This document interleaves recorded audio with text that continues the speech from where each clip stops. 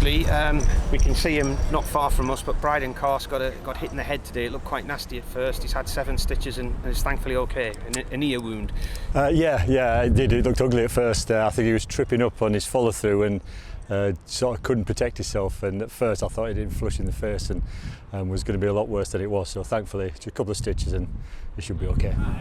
Now, I think it's best that Durham try and put this T20 campaign to bed as quickly as they can. Got off to a great start with 4 wins in the first 5. I think it's been something like 7 defeats in the last 8. It's just gone horribly wrong. You've got to now try and put that behind you and concentrate on the one-day cup, because that's coming around in a few days' time. Yeah, it's been a disappointing end to the 2020 stuff, but as you said, we've got to put a draw line under it and we start a fresh competition with a few fresh faces in the side, so that'll be good for them.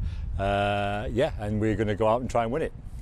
There were a few concerns that the one-day cup might be put on the back burner because of coronavirus issues at varying clubs, but I gather the chief executives have had a chat at the varying county clubs and they wanted to proceed as planned.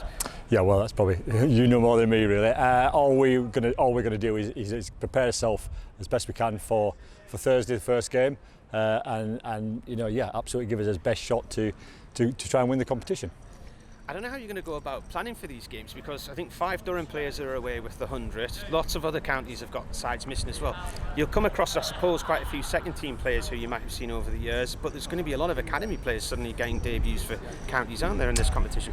There are. I mean, in a sort of modern game now, there's lots of video sort of stuff and looking at opposition, but I think one of the exciting parts about it is that you'll have to think on your feet, because you probably won't have footage of some of these guys, and you've got to work them out while you're playing. So in some ways, a bit old school, but an exciting way of playing cricket, really.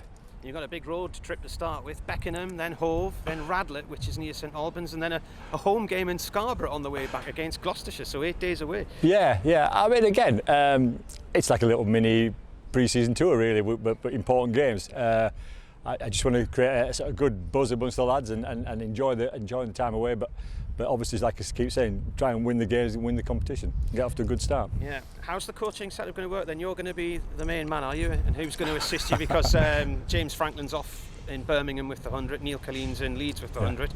Yeah. So I wouldn't say I'm the main man. I think I've been titled lead coach. I'll be assisted by Will Goodman, an excellent coach, and nothing will really change, to be fair. Probably the same message, different voice, but so nothing's really changed. And how many young players are we expecting to see in a Durham shirt that we haven't seen before, do you think? At this stage, I'm not sure. Again, you never know what's going to happen. There might be a sort of a call up for someone who's unexpected. You know, there might be another people pull out because of getting called up to 100. It's all a little bit up in the air. We're just going to deal with it as we can. And just for the lads who are playing, who haven't played much first team cricket, it's exciting for them to try and sort of put a marker down for future games.